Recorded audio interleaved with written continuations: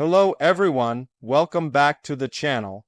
Today's story is one of those rare moments in history when the ground itself seems to be shifting beneath the feet of the powerful.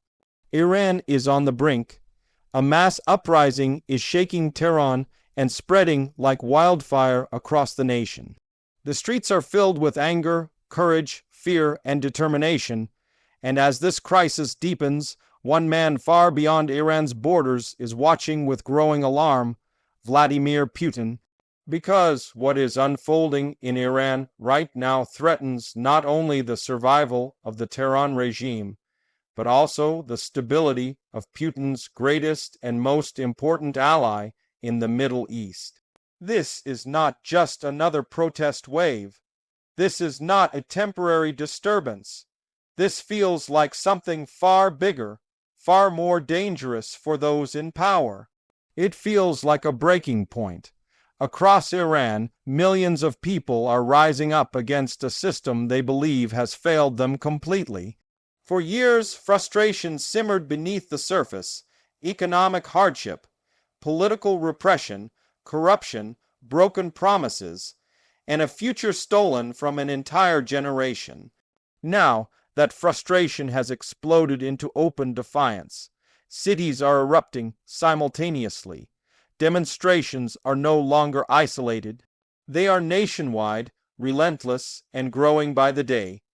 In Tehran, the heart of political power, the tension is palpable. Streets once controlled by security forces are now flooded with protesters. Chants echo through neighborhoods late into the night. Fires burn, barricades rise. The symbols of authority that once inspired fear are being torn down, defaced, and openly mocked. This is a psychological shift as much as a physical one. When people stop fearing the system begins to collapse from within. What makes this moment so dangerous for the Iranian regime is that the anger cuts across every layer of society. These are not just students or activists. Workers, teachers, shopkeepers, women, men, young people, and even retirees are participating. Ethnic and regional divisions that once kept dissent fragmented are dissolving. A shared sense of injustice has united people who were previously separated by ideology, class, or geography. The economic situation has played a central role in igniting this uprising. Inflation has crushed the middle class. Basic necessities have become luxuries. Food prices rise faster than wages. Fuel shortages disrupt daily life. The national currency has lost much of its value, wiping out savings overnight. For millions of Iranians, survival has become a daily struggle. Dreams of stability, progress, or opportunity have been replaced by anxiety and despair. But economics alone do not explain the scale of what we are witnessing. This uprising is also deeply emotional. It is fueled by years of humiliation, censorship, brutality, and broken trust. Many Iranians feel they have been lied to for decades, promised dignity, independence, and prosperity, only to receive isolation, poverty, and repression. The gap between official propaganda and lived reality has grown too wide to ignore. Social media has played a critical role in breaking the regime's control over information. Despite internet restrictions and shutdowns, videos and images continue to leak out. The world is seeing raw footage of protests, clashes, arrests, and violence. Every attempt to silence the population only seems to generate more outrage. Every crackdown creates new martyrs. Every funeral becomes another protest. The government's response has followed a familiar pattern: force, intimidation, and denial. Security forces have been deployed in massive numbers. Arrests are widespread. Internet access is restricted. State media downplays the unrest, calling protesters foreign agents or criminals. But these tactics are losing their effectiveness. The language of fear no longer works on a population that feels it has already lost everything. Perhaps most alarming for those in power are the signs of strain within the security apparatus itself. Maintaining control over millions of angry citizens requires absolute loyalty from police, military, and paramilitary forces. But loyalty weakens when morale drops, when pay loses value, and when soldiers begin to question the orders they are given. Even small cracks within these institutions can quickly widen under pressure. History teaches us that regimes rarely fall because of protesters alone. They fall when the pillars holding them up begin to shake, when enforcement hesitates, when elites disagree, when insiders start looking for exits, and right now, there are increasing signs that such dynamics may be emerging behind closed doors in Tehran. Now, let's turn to why this crisis in Iran is causing deep anxiety far beyond its borders, especially in Moscow. For Vladimir Putin, Iran is not just another partner.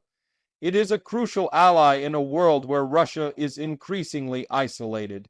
Both countries face heavy sanctions.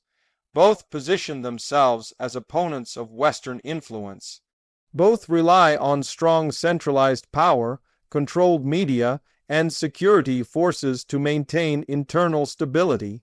Their partnership is built not only on shared interests, but on shared vulnerabilities. Iran has provided Russia with strategic cooperation, military technology, and political support at moments when Moscow needed allies the most. In return, Russia has offered Iran diplomatic protection, military expertise, and a powerful voice on the global stage. Together, they form part of a broader network of states challenging Western dominance and promoting an alternative world order. If the Iranian regime collapses, this network suffers a devastating blow. From Putin's perspective, the danger is twofold. First, the practical consequences. A new government in Tehran could radically change Iran's foreign policy. Military cooperation with Russia could end. Diplomatic alignments could shift. Sanctions regimes could unravel. Energy markets could be reshaped. Russia could lose leverage, influence, and strategic depth in a region where it has invested heavily. Second, and perhaps more frightening, is the symbolic impact. Authoritarian leaders fear examples more than enemies. A successful mass uprising in Iran would send a powerful message to populations living under similar systems. It would prove that even heavily militarized, ideologically entrenched regimes can fall when people unite and refuse to back down. It would shatter the myth of inevitability that strongmen depend on to survive. Putin understands this better than most. His grip on power relies on the belief that resistance is futile, that the system is permanent, that no alternative exists. But images of millions of Iranians confronting their government, defying security forces, and demanding change threaten that illusion. Russia itself is under immense pressure.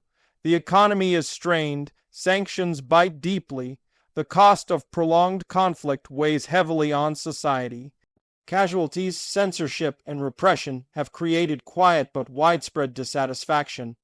While large-scale protests may not be visible, discontent simmers beneath the surface.